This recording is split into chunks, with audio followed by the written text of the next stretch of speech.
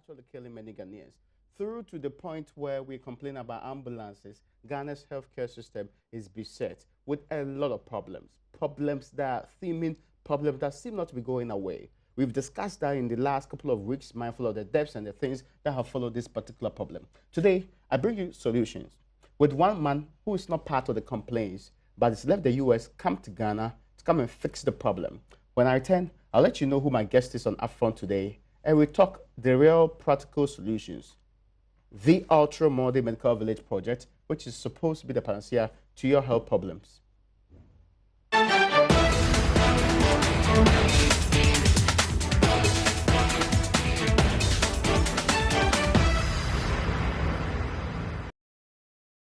You welcome back. This is Upfront. My name is Raymond Akwa. My guest today is the man who founded the largest pain clinic in the United States of America. Of course, that's there in 2006. There are about 4 of them in different locations, and he actually has been in charge of some critical care, has been a critical fellow at Yale University. He's been the recipient of the Patient's Choice Awards and also Compassionate Doctor Recognition Awards.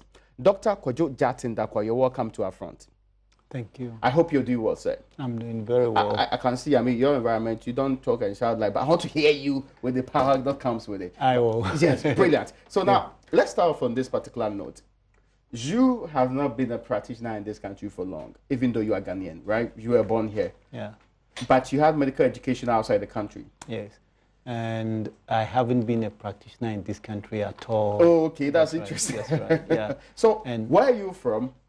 Do they still have the complaints to do with lack of doctors, specialists in specific areas? Do they complain about issues to do with lack of ambulance? Do they complain about the phenomenon of no beds in hospitals? Is this something that you hear more often?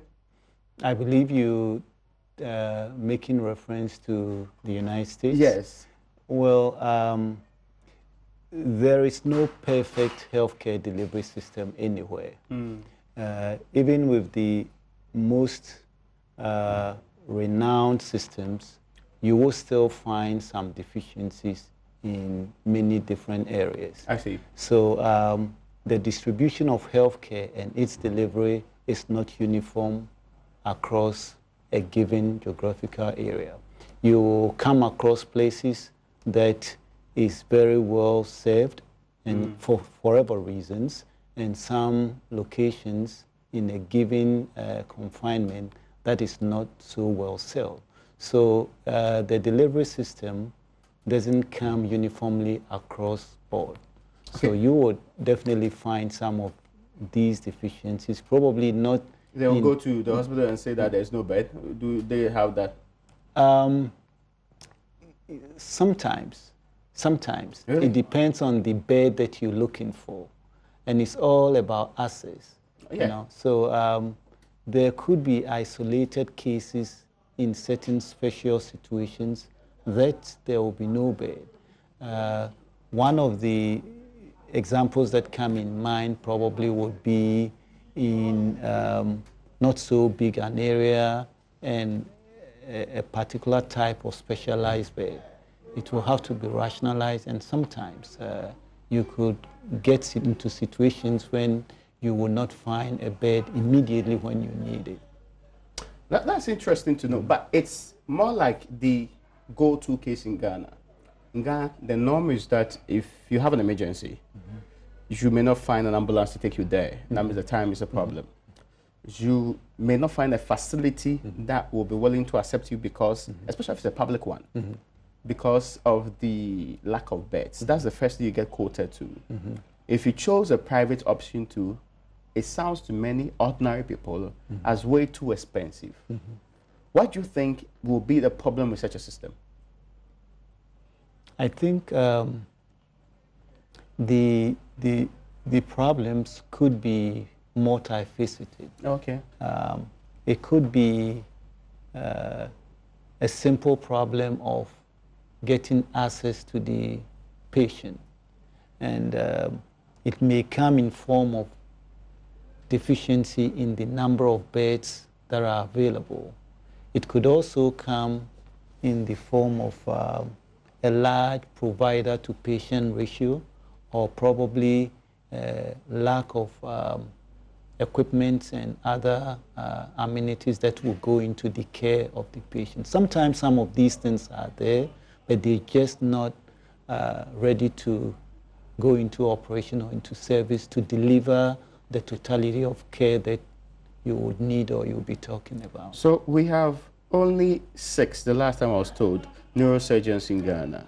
We have 2, I mean in all we have 18 or so psychiatrists in Ghana.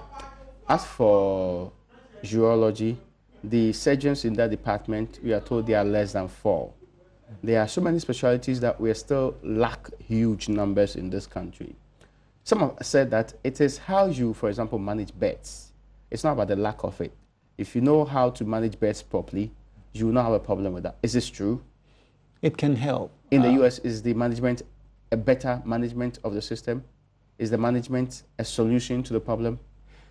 So, yeah, the efficiency in managing these beds can help to take care of some of the problems. Okay. So if you have a system that could map the right patient to that bed and could efficiently follow that patient in that bed and discharge and make the bed available for the next patient, then you could very well take care of some of the problems, or you could increase the availability of that bed. And then on the other side, if you had a system that puts the wrong patient to the wrong bed, it gets the wrong provider to come take care of the patient. The follow-up of the patient is not done in an efficient manner. So you're not using any metrics to discharge and that kind of thing. You could have the beds, you could have the what it takes to care for the patient, but you will not probably maximize the availability of other patients just because of inefficiencies. Now, let me bring this issue home. You are not really interested in the problems.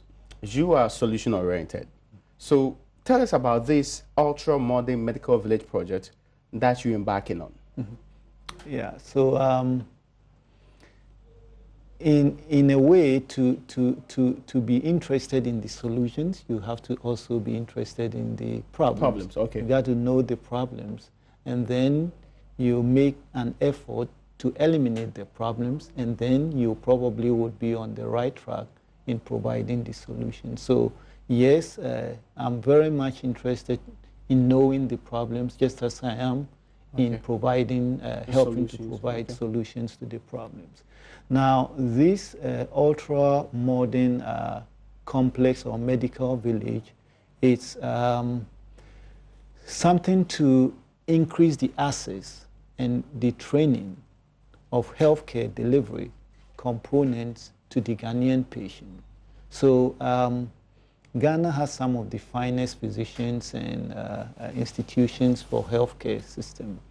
And unfortunately, there are also some inefficiencies in running some of the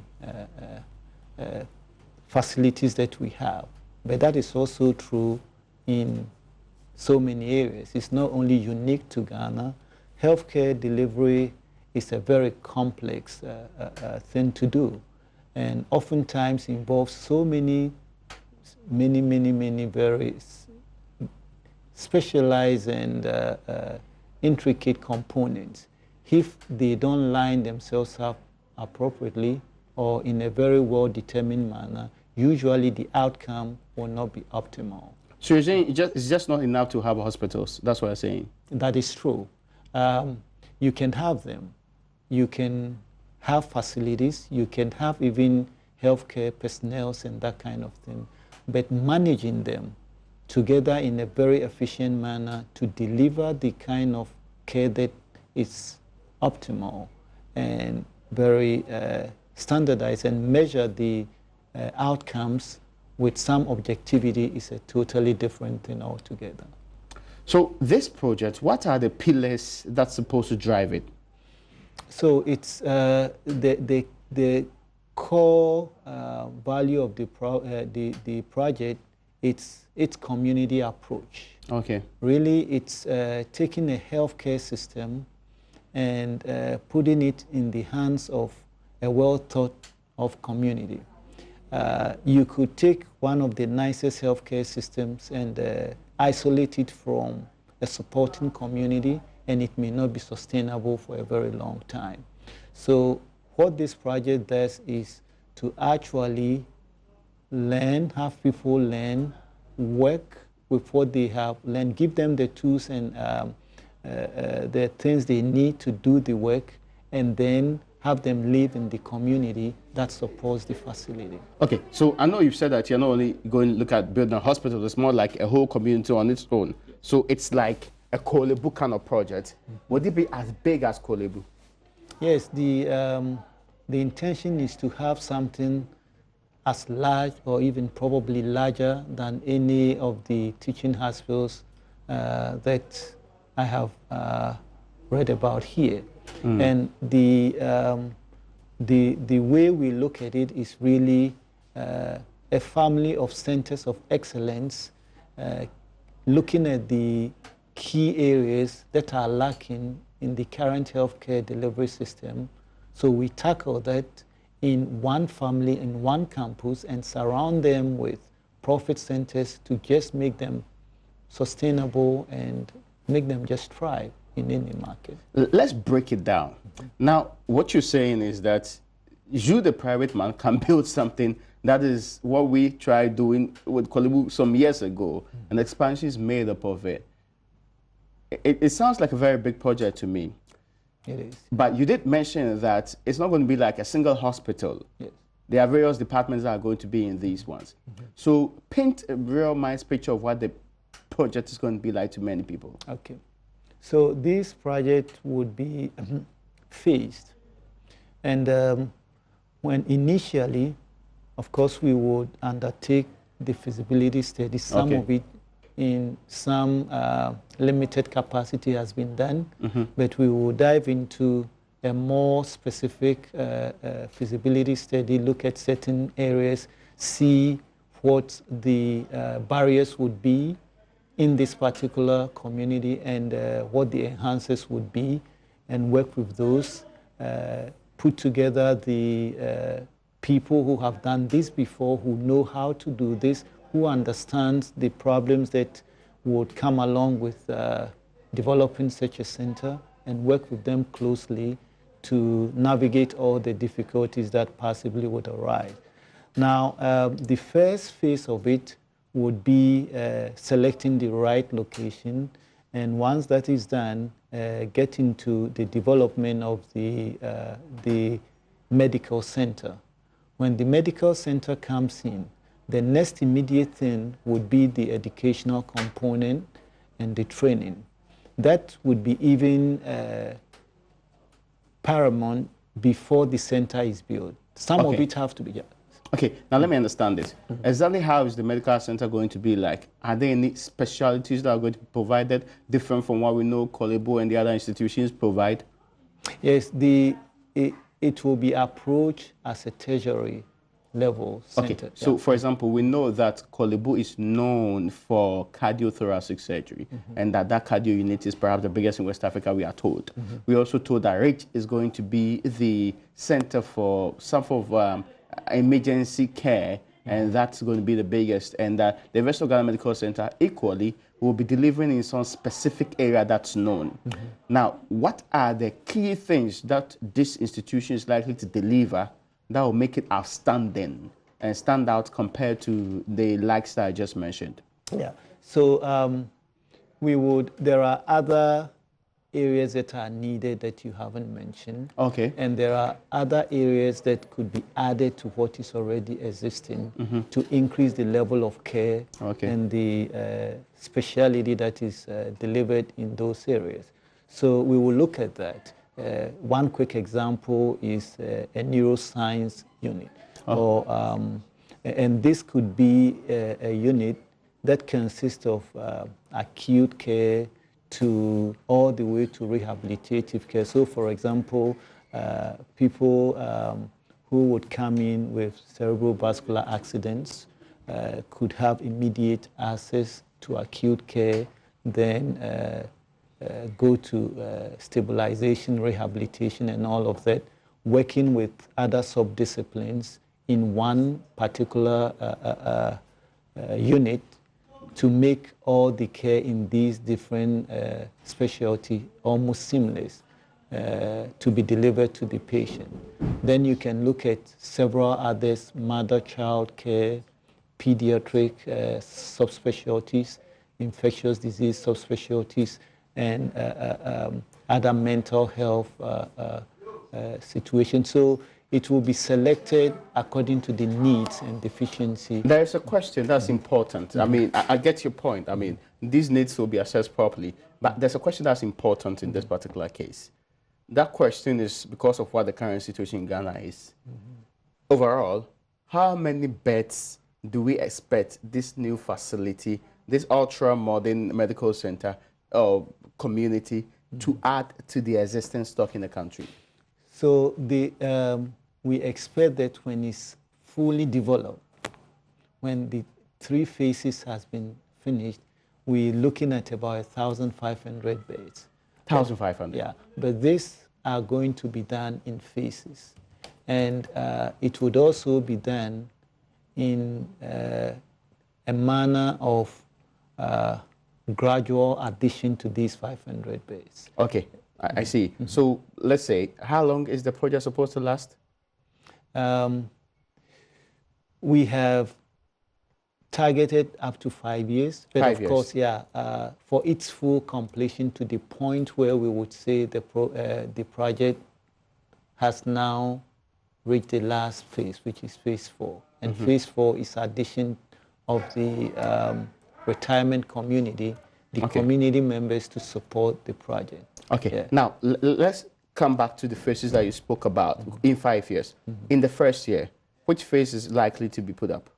The medical center. The medical center and itself. the teaching institutions. Is it going to be a teaching hospital? Yes, that is the intention. As in teaching hospitals that we have, the Kolebus, it's going to be like one of those. It's going to be like one of them. And also... So it's going to be a school, actually? Yes, there would be a school of allied health professionals. So it's not only the medical directly, but allied health is inclusive? That's right. That's exactly right. That sounds like a very big thing, because I have seen the University of Ghana Medical School. Yes. This is a very huge institution. That's right. So how many students are we hoping to train? Doctors, nurses, and other allied health? We plan that, again, at its full maturity, there would be close to about 800 to 1,000 various health professionals that will be trained in a cycle. And a cycle will be probably a 4-year duration. Yeah. Okay, let me be clear. How many doctors do you hope to train in this institution? It will vary. It will vary with years and expansion. But initially the numbers are smaller, and as we begin to get through the phases and get to the points that we want to be at, the numbers of trainees would increase. Not just doctors, not just the numbers for doctors, nurses, pharmacists, and all of that. We've been working with some consultants and talking to some institutions who have done this over and over again in different geographical areas to help us with this. And okay. So, There's something that you put out. I mean, I see you say that. I mean, the basis of it will be sustainable green health community care. What does that mean?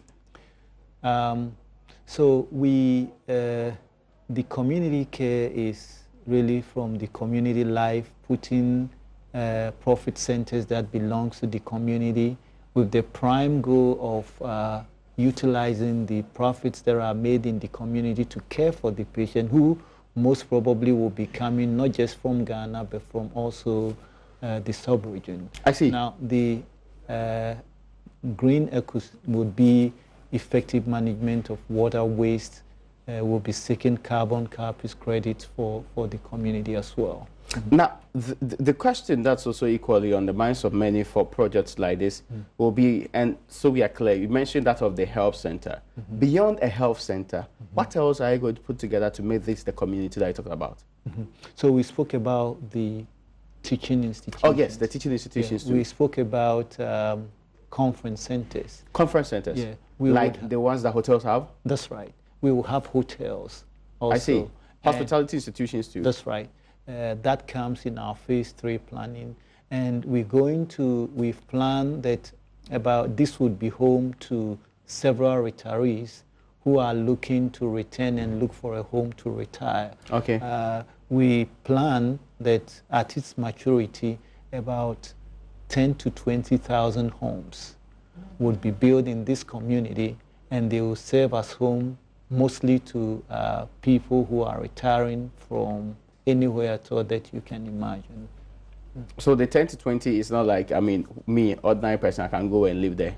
You could. This is by no means limited to any group of people. Of course, it will come with a price, and it will be a commodity, and people who can afford can just have it. I believe I don't quite remember the numbers, but we have carefully thought of it as also, as particularly the healthcare system, as a Robin Hood type of delivery system. Oh, I see. So we find a way to raise money and funds from people who can afford to pay it and distribute the health to the people who may otherwise not be able to pay it, to even out the distribution of the delivery system. So let me be clear. This is like building one Kolebu of an institution. You are not only building hospitals, you are building homes for people too. Communities. You're also building retirement homes for older people too. Yeah. You're also building hospitality facilities in all of this same enclave. Yes. And also looking at other conference centers that's supposed to make the place. So a community on its own, that's what we're looking at. That's right. Too big a project, isn't it? It is. It is. Yeah, it is. I mean, how are we sure that this will come to fruition? Well, we are talking to people who have done pieces of all of this. We have investors who we have worked with under the scene for many, many years who are committed. We've done several travel to the area, back and forth. We have had talks. We've been thinking about this and planning this for about 7 to 10 years. I see. And with each and every year, we find that we discover more and we get closer to being very comfortable that we can do this more than the previous years. So, how much is required to do this? You mean the money? Yeah. Let's say it's a lot of money. But I'm looking at it from a very big scale. And that's right. It sounds to me like, so how much is required to start it? Well, like everything else, small starting. Okay. The first phase, we think we would start with about 15 to 20 million dollars. Okay. Yeah. Dollars. Mm-hmm. I see. Now, let me get this. What would be the benefits of these institutions to Ghanaians as a whole? Yeah, I think the very first and obvious benefit would be increasing access to healthcare in certain areas that otherwise would be elusive. We would immediately also, because we would have the training, which is extremely very important to us in this particular model, we would have more healthcare professionals now tackling the job. When you made your initial introduction, you spoke about the deficiency that we see in the healthcare personnel.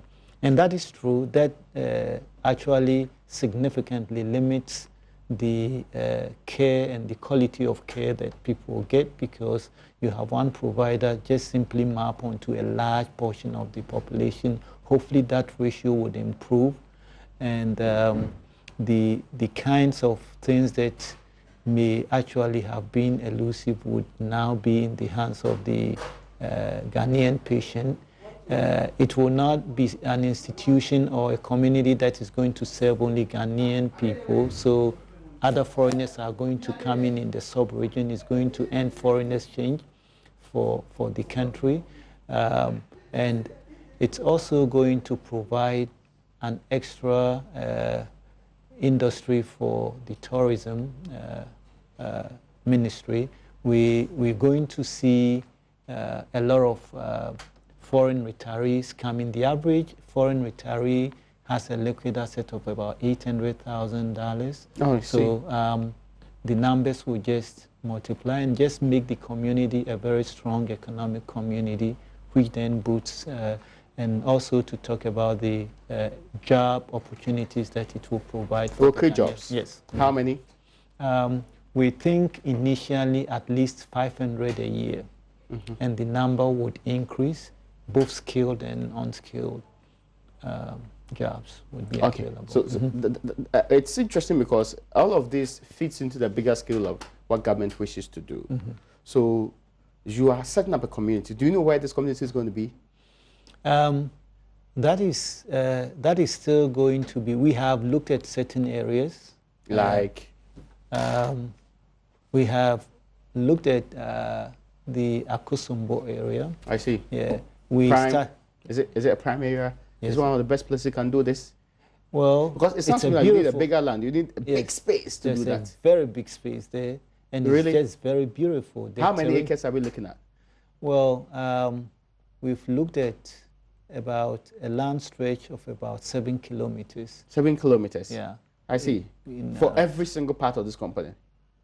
Yes. And we looked at it and even looked at anything that has the potential to even grow further in terms of land size.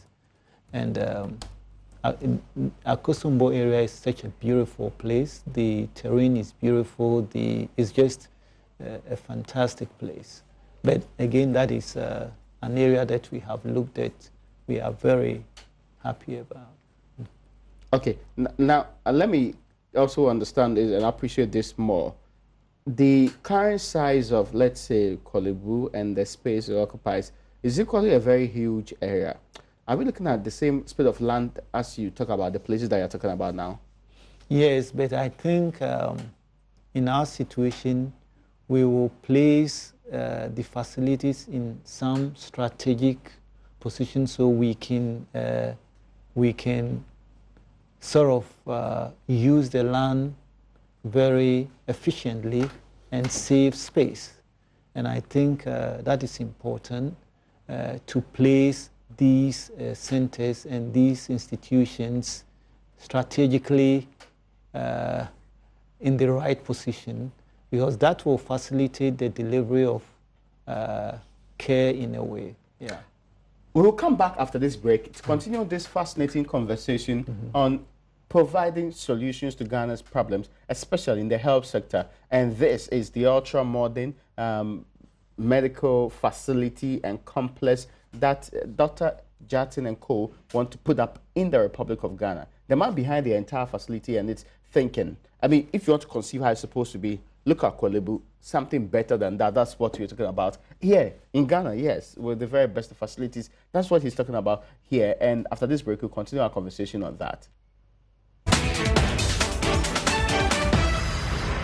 You welcome back. This is UPfront. My name is Raymond Akwa. My guest today is a man who's done wonderful things in the US, and you do record some time ago. I brought you similar conversations with Thomas Mensah on the railroad project, but this man's own project, it's perhaps your biggest that you find in this country when it comes to healthcare delivery. Deliver over about 2,000 beds. We're looking also delivering 500 jobs a year, if I got him right, and also scaling that to very huge proportions, providing close to 20,000 what they call housing components within a community. That is supposed to be done. I mean, the first place he says they've looked at, which looks like a very wonderful place to do this, is Akosombo. And it will sound like a very wonderful place to travel to and live when you have everything close to you, you have your job close to you, and you have all the amenities close to you too. But let me come back to Dr. Jatin Dakwa. Doc, the understanding of some of these projects is that it looks great on paper. Yeah. Can it be done? Well, yes, it could be done. This has been done elsewhere, so this is not something that is just being created or being thought of. It takes time, it takes the people, it takes other things to do it. And so, yes, it could be done. Do we have the people to work in such an institution? Because I saw you talking about training about 1,000 doctors and all of that. Our medical schools don't raise that number of people. Yes. So you are going to train them from scratch. Yeah. Well, yes. Some of them would already be trained, right? Some may be postgraduate medical training. Some may be training through medical schools. And these numbers are over a period of time. You're talking about these numbers over 5, 6, 7, 8 years. So yes, this could be done. You could train that number of people. But the most important thing is to find a way for those who are trained to stay and remain in the community to deliver the care that needs to be delivered. So it's one thing just training them and losing them, and it's another thing giving them what they need to have them stay. Yeah. Okay, now I want to understand this part also properly, because you bring in healthcare, you bring in the education, you bring in hospitality and training, and it looks like the sport and entertainment to affordable housing. Yeah. That's one thing that picked up my interest. What will you consider as affordable housing in this case? So, housing that people can access, housing that people don't have to empty all their bank account or work their entire life to be able to afford it. So and when talking about affordability, are you looking at the diasporan affordability, or me, the ordinary Ghanaian who earns not so much of a huge income, like over yourself, kind of affordability? We're looking at everybody and how we can make it accessible to the population. Yeah, there are differences in what people can afford and that type of thing. But one of the profit centers that is created in this system is the Real Estate Holding Corporation and its management wing that will look into all the existing ways to make this affordable to the government has been struggling to build affordable housing. Yeah. To be clear, government has been struggling to build hospitals and manage them the way it ought to be managed. How are you convinced that where government has failed, you can do that? So one way of looking at this, and we, I think I said it in the beginning, that this hospital would actually consist of centers of excellence. Okay. Yeah, that are actually owned by individuals. So what we would provide would be a management team that will help the individual to succeed in managing this at a private level. When you have government running some of these things, it becomes a little too much. And sometimes... You are being diplomatic. It hardly works. That's what we say in this country. Yeah, and sometimes, you're right, sometimes it just becomes so difficult to make it effective. I see. But the difference here between our management style is that these are going to, the management that we will put in place will do everything to identify the right private people to own these centers. You can look at it as a shopping mall where a lot of different merchants come together and set up different kinds of shops and all of that under one roof. And then when you walk into there, you have all kinds of different things and different sections that you see. But then, in fact, they belong to individual people who have an interest for it to be profitable.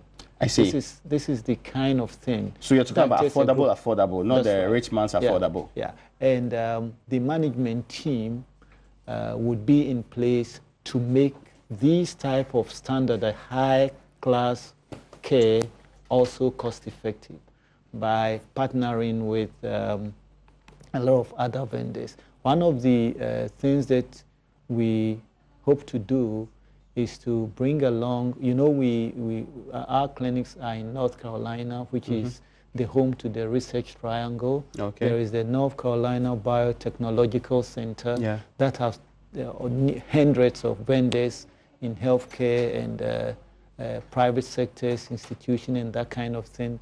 And we can tap into that and see the ways we can make the vendors come to our aid and make things affordable, so that the high standard care that we would deliver would also have to be affordable. When you say biotechnology and this connection to these projects, what does it really mean? So you have a lot of different institutions and enterprises specializing in various medical sectors, pharmaceuticals, retail and its distribution, IV supplies, exam room supplies, all kinds of vendors in the healthcare system. So we would partner with as many of them as we can to try to drive down the cost to as lowest as it can possibly be and make it affordable in this market. Now, let me also get this part clear. Question. Whose packet is financing these projects? A big project, huge billion-dollar project. Who's going to pay for it? We have very serious investors who we are working with. I see. And we are still in the process of lining things up in a way for everything to come together. And we are very hopeful that that will be done in a manner that it's not unreasonably expensive for the project. Has government given its blessing yet? We talking to government, and it's a process, and so it is in process. Our government will not own it. Well, that is one thing we do not intend to do. Okay. That is one thing we do not intend to do, and it's just for the simple fact that private people run healthcare much better, like businesses, like everything else, and make it work much better. Let me understand this. It all comes together as a huge, like providing American standard care providers and laboratory research facilities in Ghana, creating huge employment, building real estate for people to live in, retirement home for old people too, and engaging very profitable enterprises. This is medical tourism, isn't it? Yes, it is. It is in many ways. Not just the facility, but the entire process, and the reason behind it is also to get patients coming from all other areas in the region to tap into it, to help the community, support the facility. So yes, it's got a huge component of medical tourism in there. Now, let me get this clear. It doesn't look like the structures in this country are really developed for medical tourism, is it? Yeah, so medical tourism, you're right, sometimes would come with certain natural intrinsic property of a certain area. So there will be certain tendencies that will drive that naturally. So in a well-developed country where they have good healthcare institutions and good infrastructure and all of that, it makes sense to think about medical tourism as an automatic thing that happens. But it can also be created in areas where you do not have that same level of development. So yes, even though it might appear that we do not have what it takes, but we have something that will attract somebody else to come in and get treatment here. And we just have to identify those and augment it some more and polish it some more. I'll be coming to the question. It does sound to me like you have everything figured out. You know every part of this particular project and how it's supposed to run. Yeah. The question I'm asking is, why is it not running today? Because I'm sure many people out there will be interested in, why are we not having this done immediately? Because it will solve much of our healthcare problems in many forms. Yeah. Well, and it's so because of a number of reasons. One, it is medical tourism, though has been there for many, many years, because there are certain factors that will drive one to leave from one location to the other. But with the changes in technology and all those things, it is becoming much more easier. So it is now becoming more practical. It's no longer being viewed as some exoteric thought. Yeah. That is now being viewed as something that is practical, that something that could be attained. The tools are now emerging. They are easy to assess the things that will make it happen. So it's, I think it's obvious that you will see it happening now, because the market for that is opening up, and what drives it is changing and multiplying every day. Mm-hmm. Now, the question that comes to mind mm-hmm. on this one basically will be, at the end of the day, how would we assess that this project is successful? How would we be able to determine the success factors in this case? Yeah, and this could be divided in so many different areas. Now, remember, the project is not just limited to the medical center. It's got teaching components, training components, and also living components to it. So there are different metrics that would be used to measure the success of each and every one of these components. When it comes to the medical center, there are known objective measurements of healthcare outcomes. We will see some of that as it relates to the community and probably related to the region itself. Then with teaching and training, we could see the number of skilled and quality of skilled people that we will train. We can measure those. In terms of the living condition and standard, we could see the kind of quality living standards that we can have. So different aspects of these would be measured with different parameters when this is all said and done. The other question that I want to ask you is, this is big vision. It is, yeah. It is a big project by our standards and qualifications. Yes, it is. Mm-hmm. Can Akosombo sustain this? Do they have the right water supply? Do they have the electricity, even though it's near the dam? Do they have the right water? I'm talking about amenities. Mm-hmm. Who's going to provide them? The community will provide them. We have thought about all of that. So the community itself? Yes. So it's going to be independent of the current grid? We will have management systems in place, yeah, that would manage energy, water, waste, and all of that in the modern way that makes it an eco-friendly community. What I want to clarify is that, is your water going to come from Ghana Water Company Limited?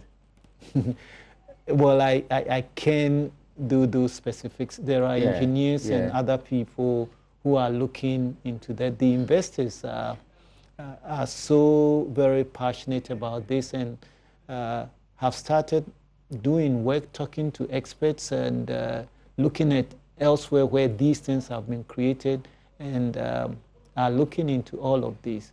Some of them, any number of them have been in and out a number of times trying to learn some of the problems and all of that.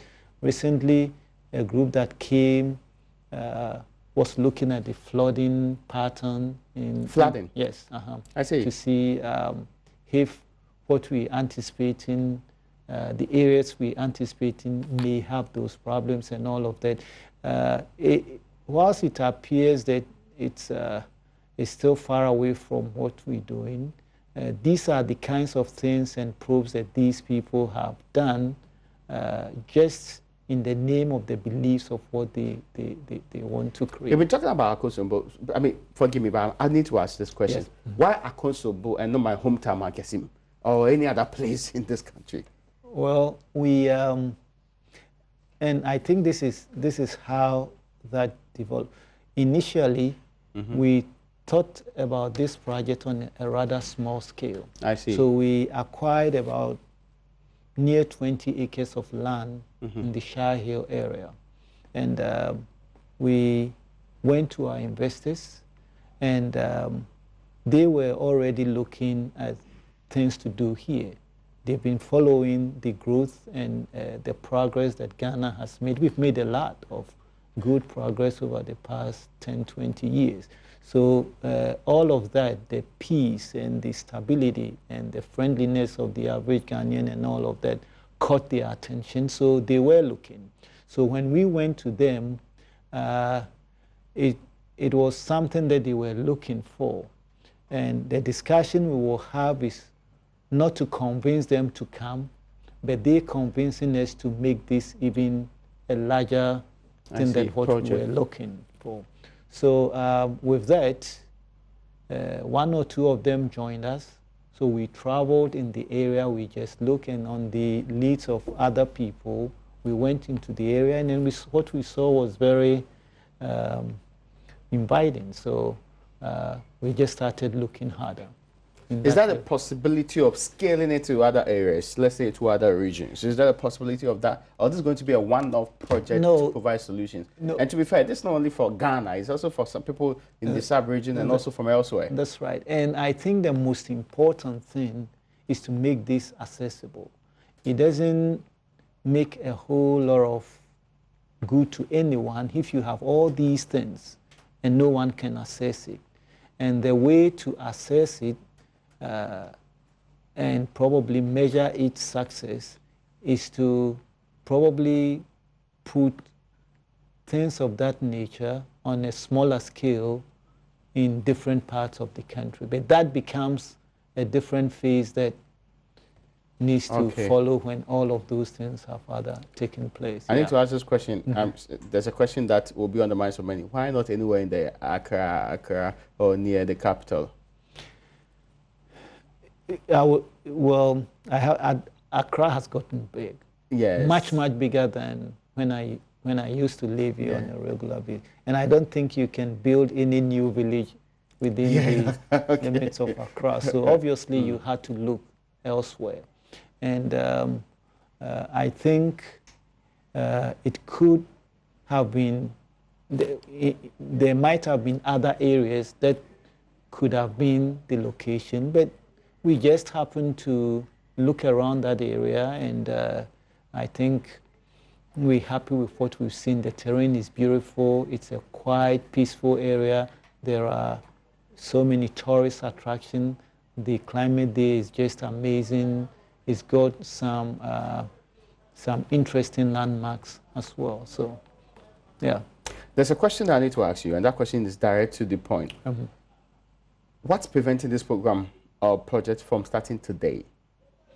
Is other critical components of lining things up in a way that they should be before it gets started. As you have correctly assessed, it's a very huge project with a lot of very complex components to it. And we believe that for it to be successful, things should line up very correctly. And things should be in the proper place before we go in and start. Doc, Thank you so much for joining us today. We appreciate, a lot of the good things you're doing. And we hope that your colleagues will also come down and do similar ones and actually project this area, not only complain about the problems anyway, but wish you all the best in this quest. Thank you so I hope that the next time we'll be speaking on this one, you would have realized a huge progress in there. Maybe salt cutting will be a nice thing to report anyway ahead of time. Thank you so much for joining us. Thank you. Thank you. Well, folks, that's all we have for you on what's supposed to be the panacea to your health problems in this country. Many thanks for joining us in today's edition of UPfront. My name is Raymond Aqua.